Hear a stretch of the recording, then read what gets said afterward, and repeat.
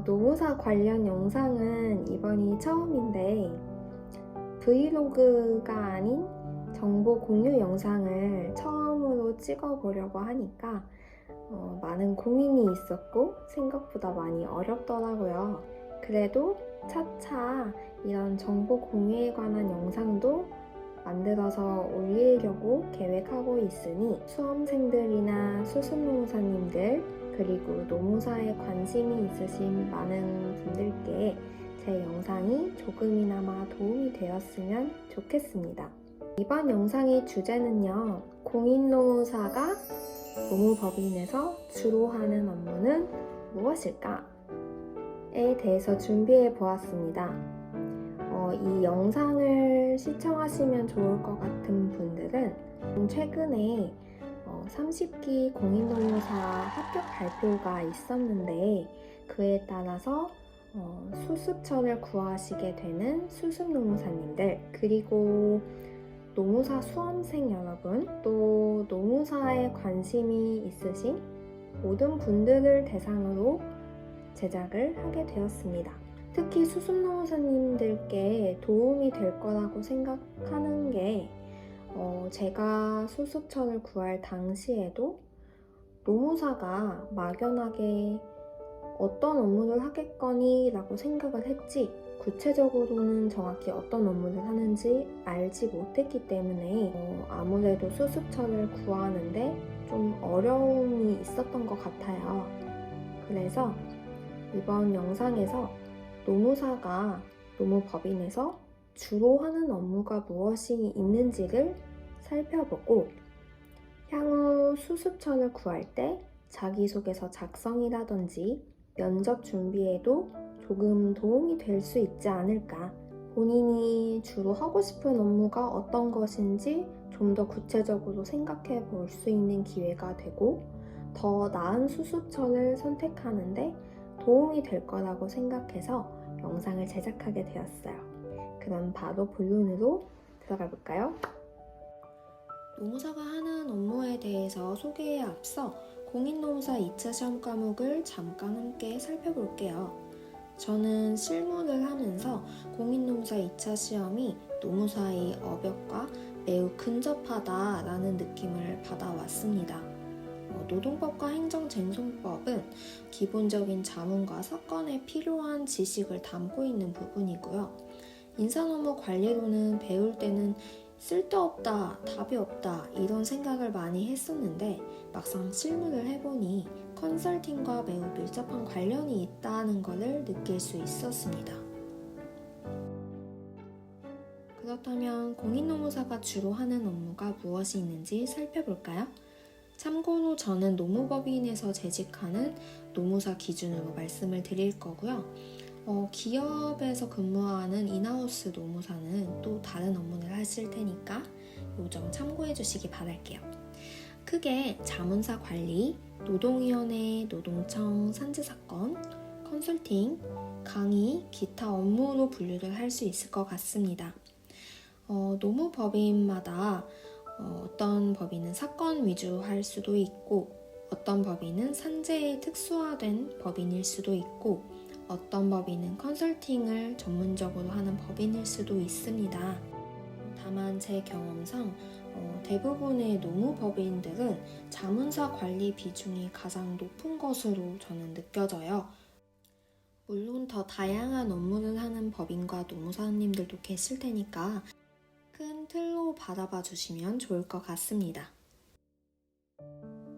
업무에 있어서 가장 많은 비중을 차지하는 자문사 관리 업무는 크게 말씀드리자면은 자문사에서 발생하는 인사 노무 이슈들을 검토하고 리스크를 최소화하고 또 거기서 발생하는 질의사항에 대해서 답변 드리고 검토 의견을 내보내는 업무가 주가 된다고 보시면 될 것 같습니다. 크게 사대보험 관련된 급여 아웃소싱, 근로계약서나 취업규칙 작성 관리, 또 의견서 작성, 유선이나 방문 상담, 노동조합이 있을 경우에는 노조 관련된 자문 등이 이루어집니다. 만약 관리하고 있는 자문사에서 부당해고 사건이 발생했다. 아니면 근로자가 부당해고를 당했다. 이런 식으로 사건을 수임하게 되면은 노무사는 노측 또는 사측의 대리인이 되어서 사건을 진행하게 됩니다. 노동위원회 규칙상 심의 대상이 되는 사건은 전부 노동위원회 사건이 될 수 있는데요. 초심 사건은 지방노동위원회에 접수가 되고 지방노동위원회의 결정에 불복하게 될 경우에 중앙노동위원회로 재심까지 진행을 하게 됩니다. 만약 근로자가 임금을 다 지불받지 못했다든지 관리하는 사업장에서 근로자가 임금 체불을 주장하는 경우에 이때에도 마찬가지로 노무사는 노측 또는 사측의 대리인이 되어서 임금체불 진정 사건을 진행을 하게 됩니다. 임금체불 진정 사건은 노동위원회가 아닌 노동청에서 진행을 하게 되고요. 노동청 근로감독관이 배정된 후 근로감독관의 지휘 하에 대질조사, 실문조사가 이루어지게 되고 최대한 사용자와 근로자의 합의가 이루어질 수 있게끔 중간에서 조정하는 업무를 합니다. 도산이나 폐업 등으로 사업주가 임금체불액을 지급하기 어려운 경우에는 체당금을 진행을 하게 되기도 하는데요. 현재 체당금은 대지급금으로 명칭이 변경되었고 특히 소액체당금 같은 경우에는 민사재판을 거치지 않고 바로 근로복지공단에 체당금을 신청할 수 있게 되어 업무를 진행하기에 보다 간편해졌습니다. 노무사는 업무상 사고나 질병 등이 발생한 경우에 유족급여 및 장의비 청구나 요양급여, 휴업급여 청구 등의 사건을 대리해서 진행하기도 합니다. 산재 사건은 근로복지공단에 접수를 하게 되고요. 만일 산재 사건이 불승인될 경우에는 근로복지공단에 심사 청구를 하거나 산재보상보험 재심사위원회에 재심사 청구를 진행하기도 합니다. 산재 사건은 일반 법인에서 큰 비중을 차지하고 있지는 않기 때문에 산재 사건에 관심이 많으신 수습노무사님이라면 산재를 전문적으로 하는 법인의 수습을 지원해 보시는 것도 좋을 것 같습니다. 앞서 사건에 대해서 살펴보았는데요. 이번에는 사건과 양대산맥을 이루는 노무사의 주요 업무인 컨설팅에 대해서 살펴보겠습니다. 기초 세팅 컨설팅은 새로 성립하는 사업장뿐만 아니라 기존 사업장이라 할지라도 인사노무 관리를 체계적으로 하지 않고 있는 경우에 니즈가 있으면 진행을 하게 되는 컨설팅이고요.